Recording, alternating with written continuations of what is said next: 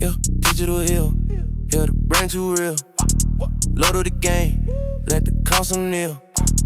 Clicks go off when the villain reveal. Logging, locking, digital hill. Stuck in the building, breaking the seal. Digital hill. Whole cold crowd, watch when I'm grabbing the wheel. Digital hill. Clicks go crazy.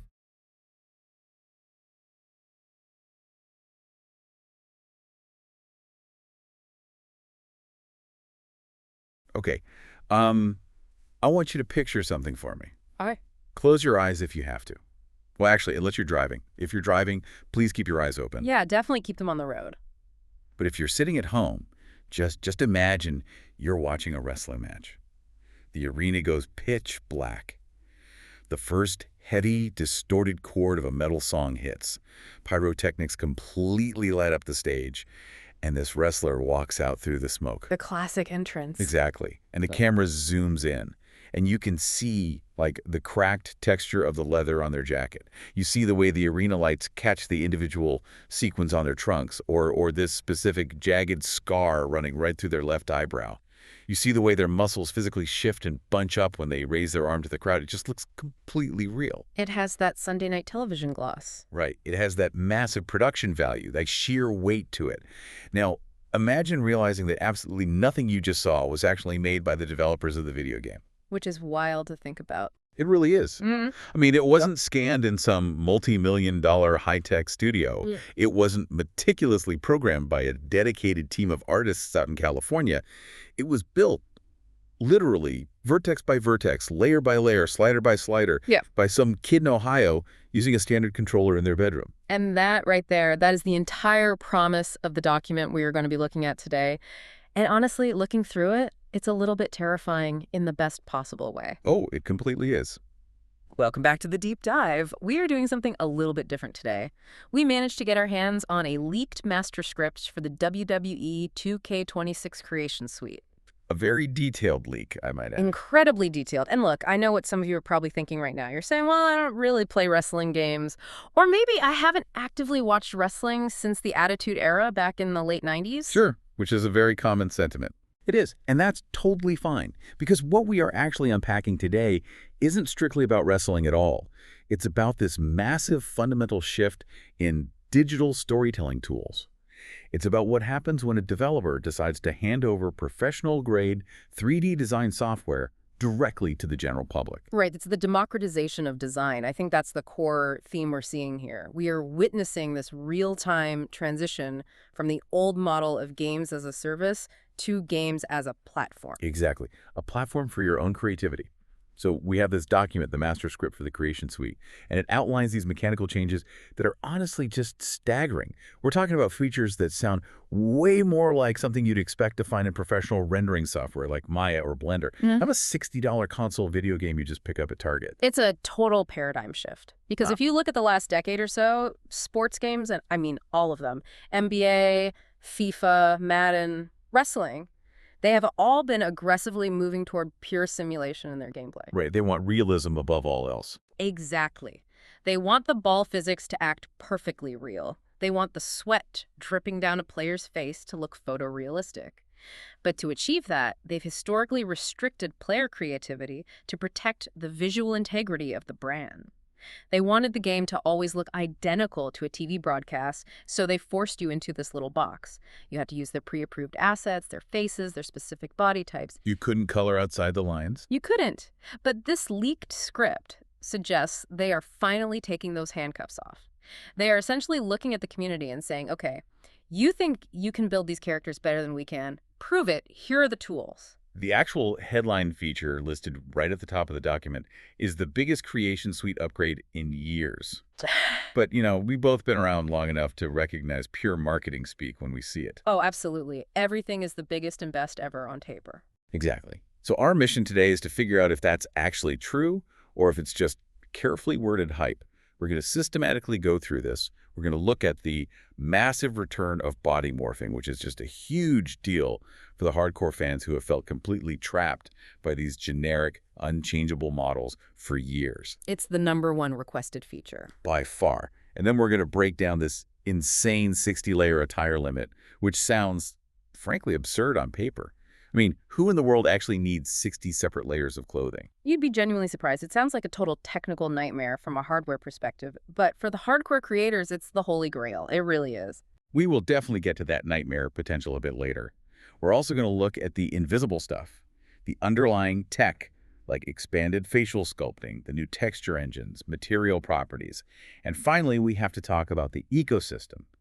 Because if the information in this leak holds true, it completely changes the way this game is played for years, not just a few months after launch. It shifts the entire product from something you simply consume into a persistent platform you inhabit. And that's the key for any modern game. It keeps the community alive. Okay, so let's just dive right into the first pillar outlined in the source material. Section 1, the return of body morphing. This is something the community has been loudly, angrily screaming about for a very long time. Finally. I mean, it honestly feels like we've been waiting an entire console generation just to get this back. The source explicitly describes this major transition from being, quote, locked into preset body types, unquote, to finally having granular control again. So for anyone listening who isn't initiated into how these specific games work, walk us through the current system. If I boot up the current game, or last year's game, and I just want to make a custom wrestler from scratch, what actually happens? Right now, it's essentially a rigid assembly line. It's very restrictive. You go into the creation menu, and you are immediately presented with these broad archetypes. So you say, I want a cruiserweight. You click a button, and the game just drops a pre-sculpted, unchangeable 3D model onto your screen. You want a super heavyweight instead. You click that, and you get a completely different but equally locked model. So it's basically like walking into a department store and just picking a plastic mannequin right off the shelf. That is the perfect analogy. And the inherent problem is you cannot physically change the underlying structure of that mannequin. You can definitely put different clothes on it, you can change the skin tone, you can slap 100 tattoos all over it. But the actual silhouette, the foundational geometry of the virtual body, is completely locked in place. You're stuck with their math. You are.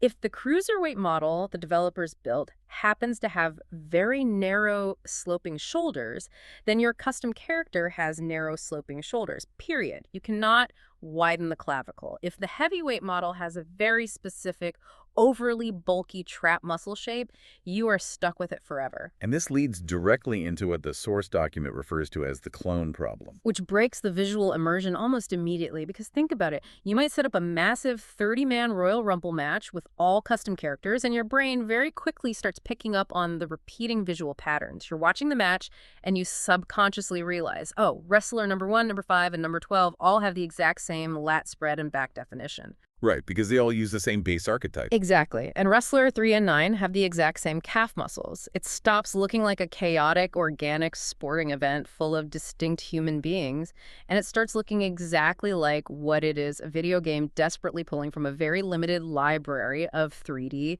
assets. It's the Stormtrooper effect. Everyone just looks like a slightly repainted copy of the guy standing next to him. Precisely. And in a video game that relies so heavily on your suspension of disbelief, actually seeing the underlying wireframe and the limitations beneath the skin textures completely destroys the fun. It pulls you right out of the experience. So to combat this, the leaked script mentions some very specific sliders that are finally making a comeback. We're talking about muscle definition, upper body size, and leg proportions. Let's drill down into muscle definition first. Why is that specifically such a game changer? Because, to a layperson, isn't a muscle just a muscle? If my character is strong, they're just strong, right? Not in visual storytelling, and definitely not in the world of professional wrestling. You have to think about the massive visual difference in strength between, say, a competitive powerlifter and a stage-ready bodybuilder. Okay, I can picture that. Yeah, I mean, ideally, the powerlifter's probably much stronger in a purely functional, mechanical sense. Right, they lift heavier weights. But look at a bodybuilder on stage. They are severely dehydrated, completely shredded, sitting at near 0% body fat. Every single vein is visibly popping out. They look like a walking medical anatomy chart. That is a very specific aesthetic look. The superhero look. Yes. But then look at a competitive powerlifter. Or even just an old-school, tough-as-nails bar brawler. They might be significantly stronger than the bodybuilder, but they have a distinct layer of functional fat over those muscles. They look smooth, they look incredibly thick, they don't have washboard six-pack abs, they have a thick power belly. It's the stark difference between a fitness influencer on Instagram and a guy who tosses heavy metal kegs into the back of a truck for a living. Precisely. And in the current restricted system, if you pick the strong body type for your character, the game almost always forces that ripped zero body fat texture onto your model. You simply cannot be immensely strong but visually soft. You can't be massive and bulky but undefined. This muscle definition slider described in the source implies you can finally decouple the actual size of the muscle from the visible vascularity of the muscle. That is such a key distinction for character creation. So I can finally make a character who looks incredibly dangerous, who looks like a brick wall, but doesn't look like they spend 6 hours every single day in a commercial panning bed and eating plain chicken breast. Yes. You can accurately create that classic dad strength look, or even the wiry strength look, someone who is very skinny, maybe a bit undersized, but completely shredded and sinewy. It adds so much unspoken character depth. It literally tells a visual story to the audience about who that person is before the opening bell even rings. Because their body tells you how they train. Exactly. Is this guy incredibly vain and obsessed with his mirror reflection? Is he a blue-collar grinder who just lifts heavy things on a farm? Is he naturally gifted but incredibly lazy with his diet? You can tell that entire backstory just by adjusting the muscle definition slider. Man, that's fascinating. Okay, then we have leg proportions and physique balance. The source document explicitly mentions authentic cruiserweights in this specific section. Why were cruiserweights, those smaller, much faster, high-flying wrestlers, so notoriously hard to get right in the previous games? Because of how the internal scaling worked. In the old preset days, if you wanted to make a really small guy, the game engine essentially just took the standard big guy model and literally shrank him down to roughly 75% scale across all axes. Oh, like a mini-me. Exactly like a mini-me.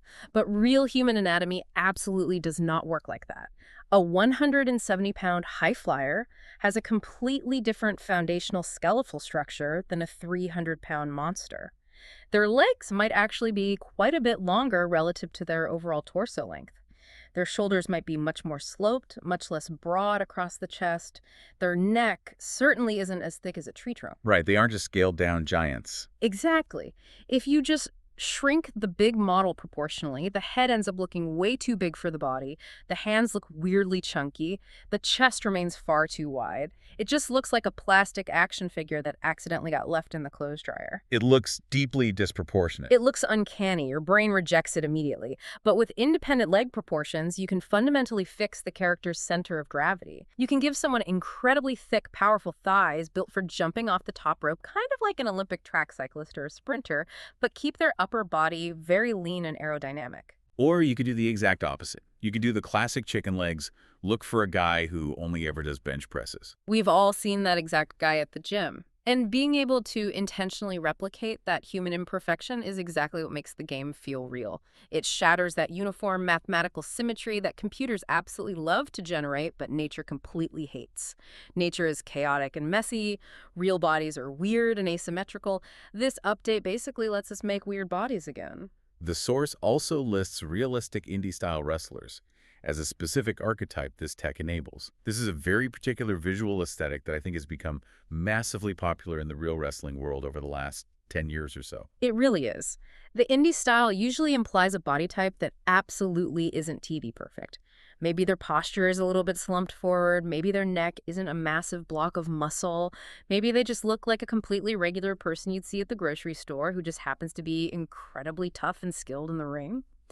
Video games have always struggled with rendering the average body type because, historically, it's hard to make average look heroic or cool. Right, because video games generally exist to sell you the fantasy of being an untouchable superhero. Exactly. But for a wrestling game to achieve true realism, you desperately need those average, unimpressive bodies to contrast directly with the massive genetic freaks.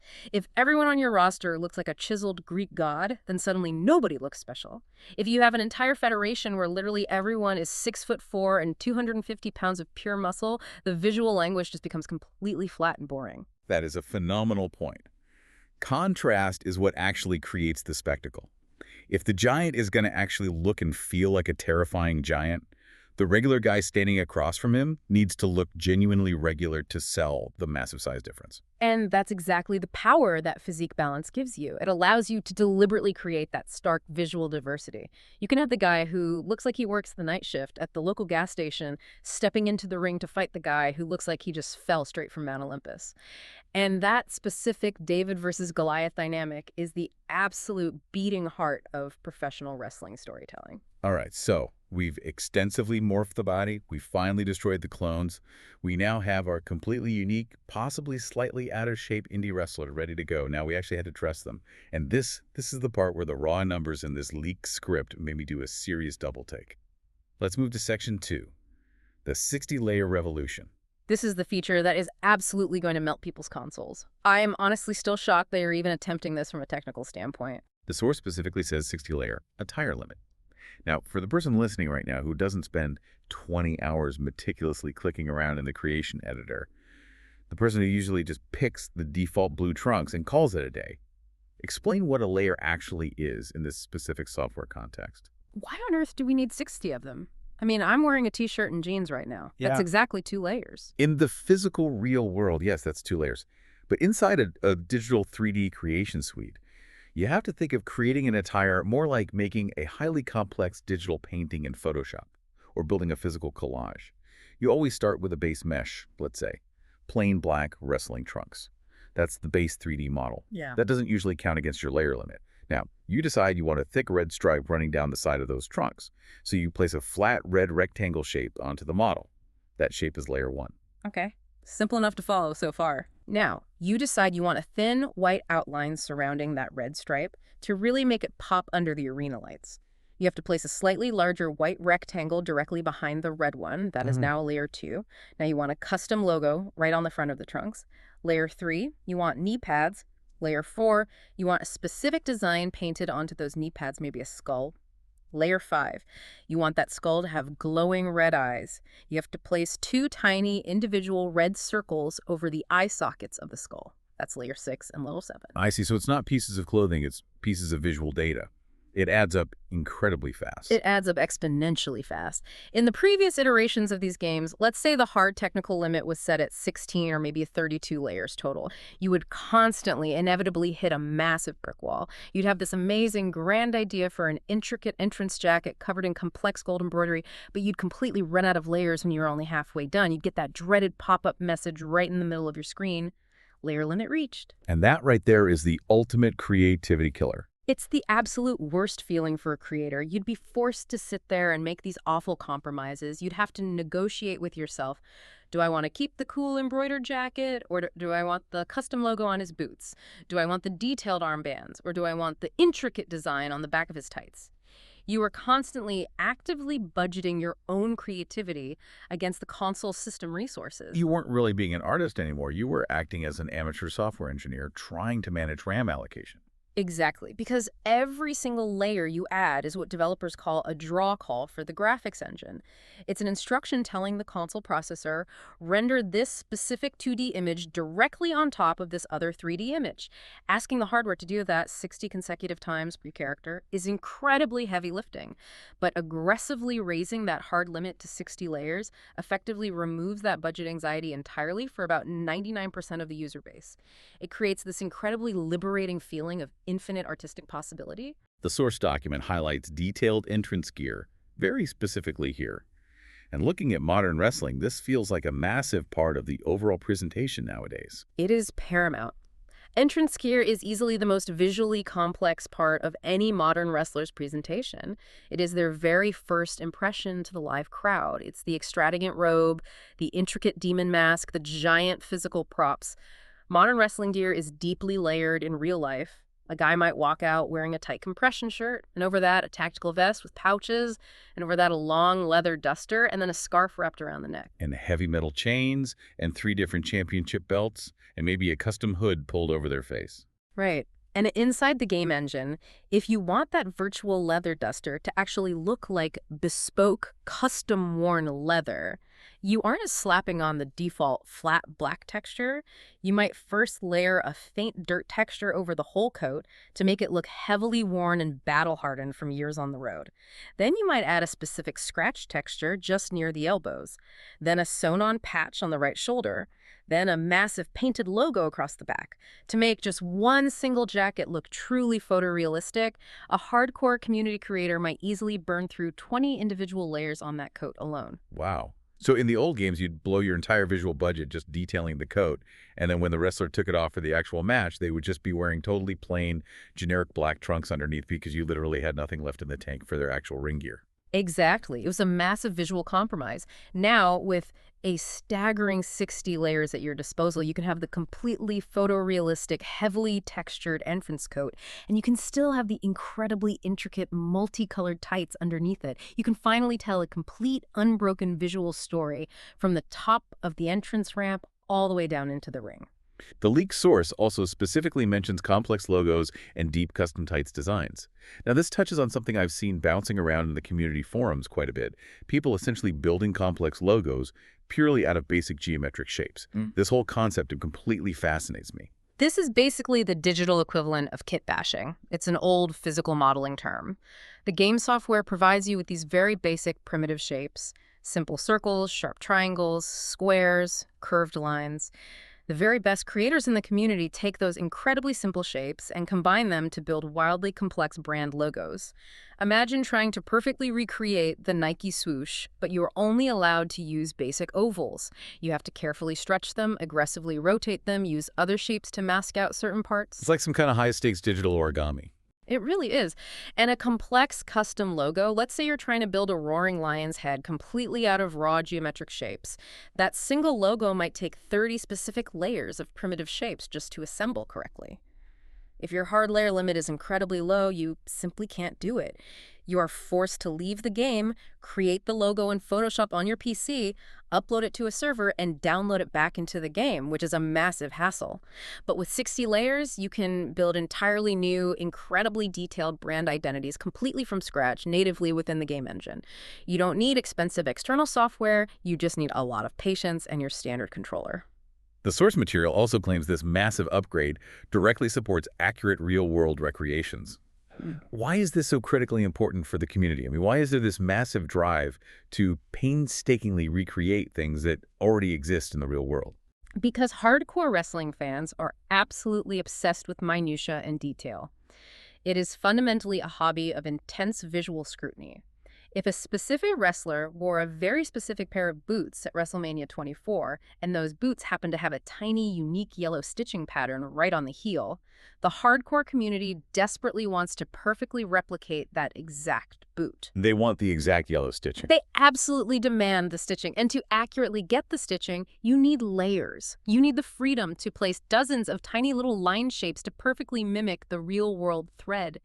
This new 60-layer update is basically the developers telling the community, look, if you have the insane amount of time required to physically build it, we finally have the underlying engine power to actually display it. It's moving away from that classic, slightly goofy video gamey aesthetic and pushing aggressively toward pure photorealism. That's the ultimate goal. To elevate the user-created content to a point where it is literally indistinguishable from the multi-million-dollar scan content provided on the disc. Okay, so we have deeply customized the body. We have piled on the 60 layers of gear. But Section 3 of the source document talks about the intricate tech running underneath all those layers. This section is titled Invisible Refinements. Right, the stuff you generally don't even notice until it's completely missing. The really subtle under-the-hood tech. Expanded facial sculpting is the first thing the source highlights here. And my immediate question is, why do we actually need more facial sculpting tools? Haven't we essentially solved digital faces by now? We have incredibly high-res 4K face scans for the main roster. Well, we certainly have incredible 4K laser scans for the real-world wrestlers, but have you ever actually stood a manually created character right next to a professionally scanned superstar in the ring? It's what the community usually calls the potato effect. The potato effect. That paints quite a picture. It does, but it's accurate. The professionally scanned wrestlers, your top guys like John Cena or Roman Reigns, they are laser scanned in a rig with hundreds of cameras. Their underlying digital bone structure is flawlessly mathematically accurate to real life. The digital light in the arena hits their specific cheekbones correctly. The manually created characters, however, are built on top of a very generic, mathematically average skeleton rig. And because of that, they almost always look incredibly puffy. They look like their faces are made out of soft dough or wet clay. All of their sharp features are just slightly too smooth and soft. They look completely generic, like a background NPC in an old RPG. Exactly. So when the document mentions expanded facial sculpting, it implies they are finally giving us significantly more invisible digital bones inside the face rig to physically manipulate. So I can finally adjust the actual internal depth of the eye socket, not just make the eyeball itself wider or taller. Exactly. You can push in the bridge of the nose, you can carve out the cheekbone definition, you can sharpen the angle of the jawline. It's entirely about getting rid of that smooth, doughy video game face and allowing players to sculpt something that has actual human character, deep wrinkles, slight facial asymmetry, starkly distinct features. Because the face is where the entire emotional connection with the audience actually happens. If the digital face looks dead and glassy-eyed, the entire character concept falls completely flat. That makes total sense. Then we move on to texture and material. The source script explicitly mentions, quote, improved texture flexibility and more material options. Explain this to me like I'm a 5-year-old. What does material options actually mean inside a virtual video game environment? It's fundamentally about calculating how simulated light bounces off a simulated object. In the real physical world, if you shine a bright flashlight directly onto a black leather motorcycle jacket, the light scatters and shines completely differently than if you shine that exact same flashlight onto a plain black cotton t-shirt. Right, because the leather's very glossy and reflective, and the cotton is flat and matte. Right. But the math behind it is significantly more complex than just shiny versus not shiny. Think about different fabrics. Velvet actually absorbs light and creates a very specific soft halo. Satin severely scatters light across its folds. Bare metal reflects light incredibly sharply, almost like a mirror. In high-end 3D graphics, we refer to this as physically based rendering, or PBR. If the game engine doesn't actively give the creator the option to specifically tag an object and tell the engine, hey, treat this material like wet latex, or treat this material like rough denim, then everything on screen just ends up looking like identically molded, smooth plastic. Brings us right back to that cheap action figure look. Exactly. By dramatically expanding the material options to include highly specific things like brushed metallic, flat matte, glossy satin, scattered glitter, soft velvet, or even woven carbon fiber, you create massive visual fidelity. You, as the viewer, can instantly tell exactly what physical fabric the virtual wrestler is wearing just by looking at the way the arena lighting reacts to it. It gives the digital object a sense of physical weight and real-world texture. You can almost feel the rough grit of the denim or the slick smoothness of the silk just through the screen. And the source explicitly connects this new material system to better logo integration. Now, this is a massive personal pet peeve of mine, the classic sticker look. Oh, it is absolutely the worst thing in these games. You spend an hour designing a tough, intricate tattoo for your guy, you place it on his arm, and it looks like a cheap, shiny decal hovering exactly 1 millimeter directly above his skin mesh. It absolutely does not look like ink injected into the epidermis. It looks exactly like a temporary sticker you'd get out of a 25-cent grocery store vending machine. Right? It's always way too bright, it doesn't match the skin tone lighting, or it doesn't organically stretch when the 3D muscle underneath it flexes. Better logo integration strongly implies the game engine is finally mathematically wrapping the 2D image file directly into the normal map texture of the 3D model. If it's supposed to be a tattoo, it should automatically look slightly faded, the edges should blur just a tiny bit, and it should look chemically absorbed into the pores of the skin. If it's a printed logo on a cotton shirt, it needs to physically warp and bend when the 3D cloth of the shirt wrinkles. It desperately needs to obey the actual physics of whatever physical object it is virtually attached to. It's the distinct visual difference between a plastic sticker slapped on top of something and a die actually printed into the fibers. Yes, and that deep mathematical integration is exactly what sells the illusion of realism. When you see a massive logo dynamically stretch and distort perfectly across a pectoral muscle right as the wrestler flexes their chest, your brain instantly processes that and says, okay, that's real, I believe that. The source heavily summarizes this entire technical section by confidently stating the creation suite is, quote, central to the game's replay value. And that leads us perfectly into section 4, the ecosystem. Because, honestly, let's be real here, I personally do not have the time or the patience to sit on my couch and meticulously adjust 60 layers of knee pad designs. I'm simply never going to do that. I tried to make a complex character once, like 5 years ago, and I completely gave up in frustration after 10 minutes. So as someone who actively avoids the creation suite, why should I even care about this massive update? Because you, my friend, are what the community calls the curator. The source material very smartly identifies two wildly different types of people who play this game: the builders and the curators. You are a pure curator. And the fascinating thing is, you benefit from these insanely complex tools just as much as the hardcore builder does. Honestly, you might actually benefit even more. How is that even possible? I'm literally doing zero actual work. I'm just playing the game. Because of the online community creations hub, think about the life cycle of your gameplay. Eventually, you want to play a match with a specific wrestler who is currently working overseas in Japan and obviously isn't included in the official licensed WWE game roster. Or maybe you desperately want to play as a legendary guy from the mid-'80s who currently doesn't have a merchandising contract with the company. What do? You go straight to the online download center. Right. I type their name into the search bar, I find the most downloaded version, and I grab it. It's basically an infinite stream of free DLC. Exactly. But here is the catch. If the creation tools provided by the developer are rigid and bad, then that version you just downloaded looks like a cheap knockoff toy.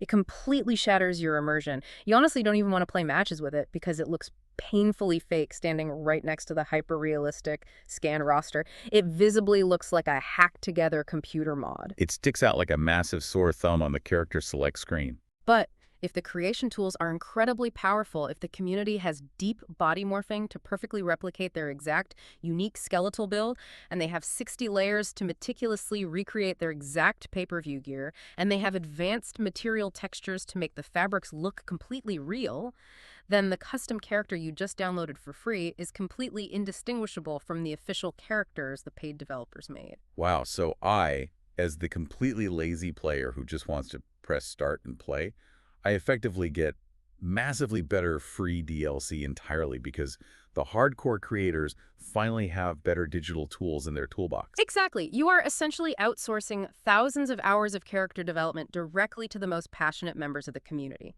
The better the raw tools they have access to, the exponentially better your personal lazy game experience becomes. You get this limitless, ever-expanding roster of incredibly high-quality photorealistic characters without ever lifting a single finger to build them yourself. The source also directly mentions universe mode longevity in this section. For the people who maybe don't play these specific games, universe mode is essentially the giant sandbox simulation. You run the weekly television shows, you manually book the matches, you push people up the card, you hire and fire. It's the ultimate general manager fantasy simulator. And a mode like that absolutely thrives on a constant influx of newness. If you only ever play with the default on-disc base roster, eventually you just flat out run out of compelling matches to book. You've already watched the digital Roman Reigns fight the digital Cody Rhodes 50 different times. It gets old. But if you can go online and easily download a completely fresh, incredibly high-quality roster of 50 entirely distinct photorealistic wrestlers 6 entire months after the game actually comes out, you basically have a brand new $60 video game in your hands for free. It actively stops the massive sandbox from getting stale and boring. It is the only thing that keeps the game's ecosystem alive long-term. Without a robust creation suite, a wrestling game historically has a retail shelf life of maybe 3, possibly 4 months before players move on. With a great suite, people will literally play these games daily for years. There are massive pockets of fans still actively playing WWE 2K19 right now, years later, entirely because the creation tools in that specific iteration were considered the absolute gold standard at the time. There's also a very specific mention here of custom federations. This is a crazy rabbit hole I accidentally went down recently on YouTube one night. There are thousands of people running entire, completely original virtual leagues filled entirely with fully original created characters, doing their own custom voiceover commentary, writing intricate, months-long storylines. It's absolutely wild. It's a massive, deeply dedicated subculture. We usually refer to them as e-feds. And for those people, the concepts of immersion and realism, which the leak source specifically highlights in bold, is absolutely everything to them. They're literally trying to produce a weekly television broadcast using nothing but the game's internal engine. They aren't just casually playing a video game anymore, they're actively directing a show. Right. They want the final uploaded video to look completely broadcast ready for their YouTube subscribers. Exactly.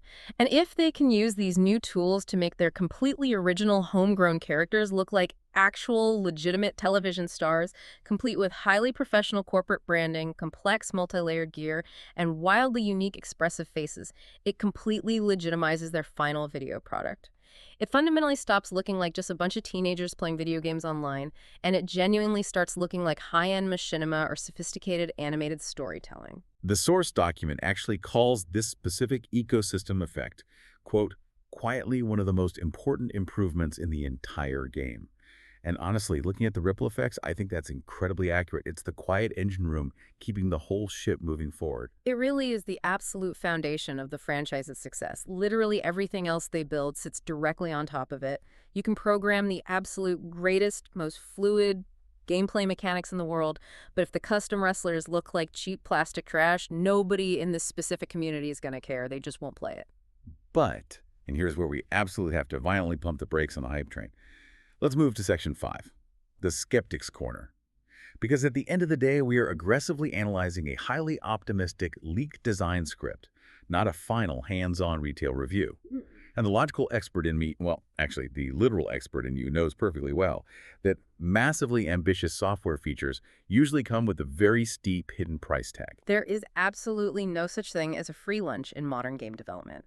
Every single new bell and whistle you add has a direct, measurable cost in raw hardware performance. Right, and the source document itself actually lists an entire subsection called Questions and Potential Limitations. Yeah. And the very first one listed is the massive elephant in the room, performance versus possibility. Specifically, they are worried about load times. And this is just unavoidable, brutal hardware math. A standard, pre-built wrestler model provided on the disc by the developers is heavily optimized by professionals. It might take up, let's just throw out a number, maybe 100 megabytes of data that needs to be quickly loaded into the console's RAM.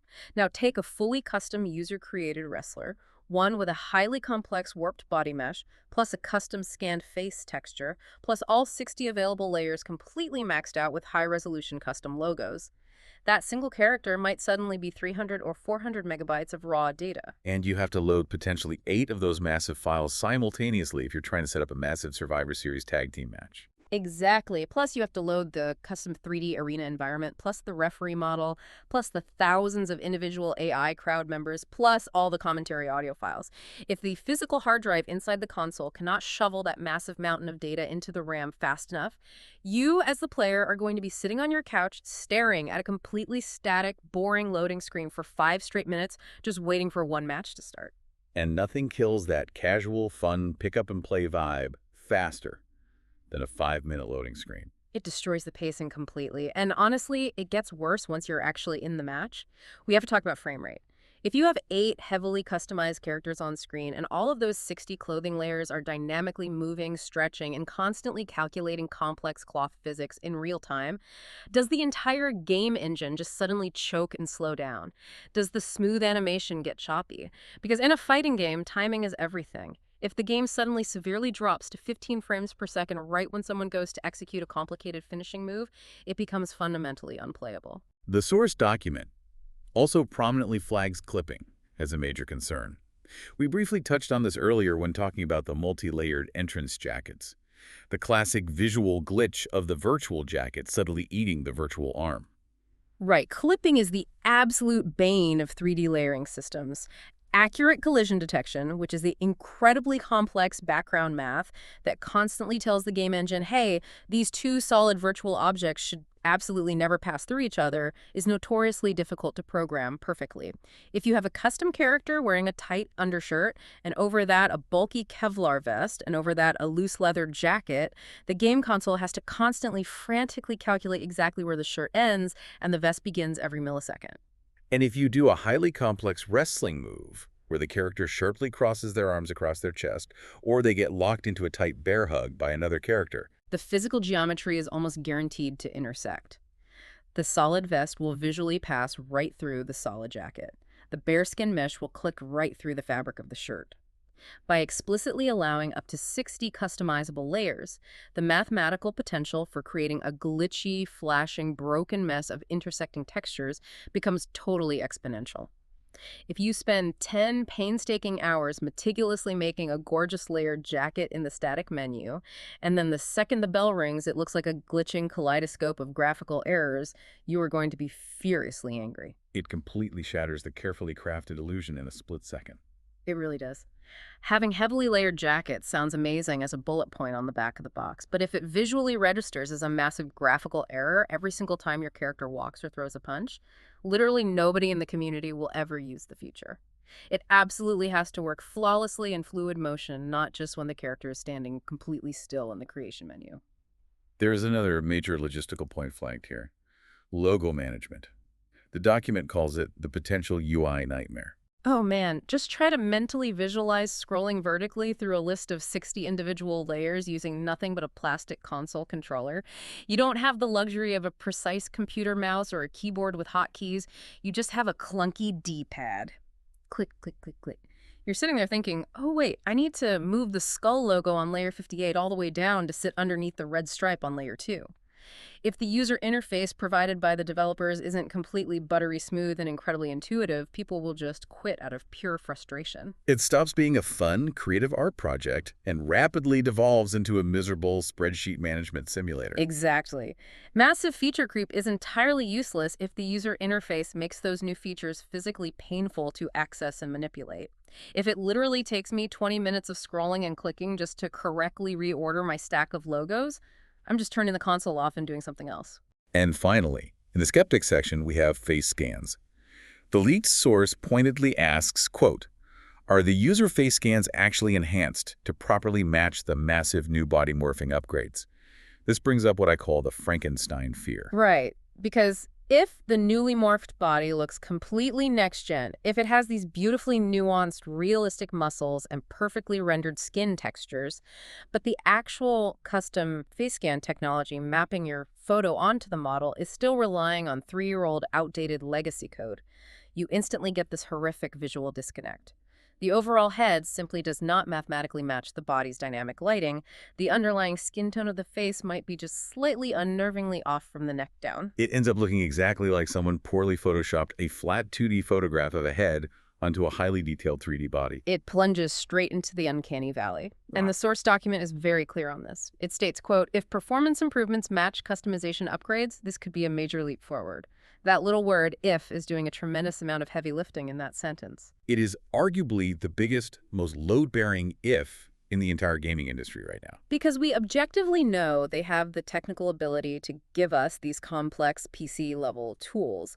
What we don't actually know yet is if the standard console game engine can handle millions of people simultaneously pushing those tools to their absolute breaking point. All right, let's start bringing all these threads together by looking at Section 6. Who is this actually for? We've already heavily touched on the hardcore creators and the dedicated universe mode sandbox players, but I really want to talk about the final group listed here. Yeah. The realism-focused players. Yes, the absolute simulation nuts, the rivet counters of the wrestling game community. They really are. These are the highly vocal people who will get genuinely passionately angry on internet forums if a virtual wrestler's knee pad is rendered in a slightly incorrect shade of black compared to real life. And honestly, we absolutely love those people because they aggressively force the overall community standards to remain incredibly high. They are essentially the digital historians of the sport. For them, this piece of software isn't really a game to be played. It's a massive interactive historical archive. They want to perfectly, flawlessly recreate the entire 1997 WCW television roster exactly as it existed on screen, down to the exact wrist tape. They're essentially digital preservationists. In a very real way, yes. And for that specific audience, having 60 layers isn't about wildly experimenting or making some crazy neon-colored fantasy monster. It's entirely about having the budget to accurately recreate the incredibly subtle, complex lace patterns on a guy's boots from a specific match 20 years ago. It's entirely about historical accuracy. It's about paying deep, meticulous respect to the real-world source material. The source document paints this really fascinating picture of a completely symbiotic community relationship. The hardcore builders and creators are the tireless suppliers of the goods, while the sandbox universe players and the strict realism players act as the voracious consumers of those goods. And the vastly upgraded Creation Suite itself serves as the bustling marketplace. It's the vital infrastructure that connects them all together. It creates this totally self-sustaining community economy where raw artistic talent is the primary currency. So bringing this whole massive deep dive home, let's do a quick summary of the nuts and bolts. Body morphing is officially back. The dark era of the rigid clones is finally over. True physical identity is restored. The underlying character silhouette is fully unlocked for the first time in years. We have 60-layer custom attires. The historical technical ceiling on player creativity has essentially been lifted entirely, or at the very least, it's been raised so incredibly high that most of us can't even see it anymore. Well, again, if the underlying game engine can actually handle rendering it without crashing. Right. If the engine can handle it without catching on fire. That's the ever-present disclaimer here. Yeah. And then the big picture takeaway from the leak. The source concludes that this specific suite of tools will have the single most significant long-term impact of any mode upgrade in the entire software package this year. Without a single doubt in my mind. Uh-huh. Because the Creation Suite is the singular feature that keeps the multiplayer servers active and the community engaged 6, 8, 10 months from now. It's the massive feature set that ultimately justifies the steep $60 or $70 initial purchase price for the truly hardcore fan. The source document actually leaves us with a direct final question to ponder. Are you a builder or are you a curator? And honestly, I think we both know exactly where I stand on this. I am 100% a curator. I am logging on. I am immediately downloading your meticulously crafted stuff. I am happily giving your creation the 5-star community rating, and I am just sitting back and enjoying the incredible fruits of your exhausting labor. And I am almost certainly going to be a builder. I am the guy who will sit there and spend 10 straight hours agonizing over the specific metallic texture on a custom jacket, and then maybe spend 10 actual minutes playing a real wrestling match with it. And honestly, that's perfectly okay. That's the entire beauty of this specific type of game design.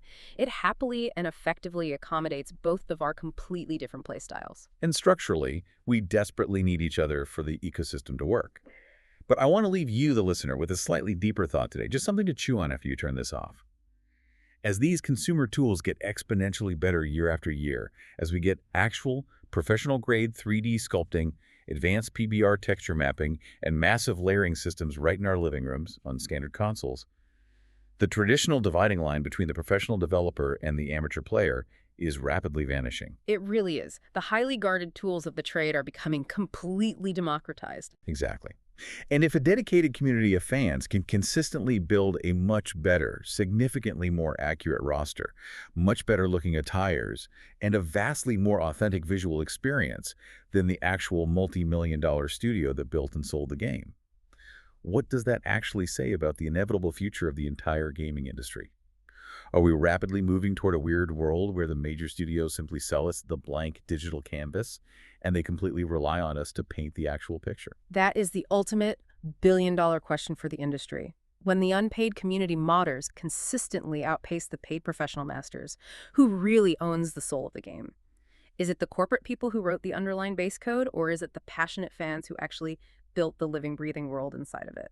That is definitely something to think about while you're sitting there waiting for all those 60 custom layers to finally load into RAM.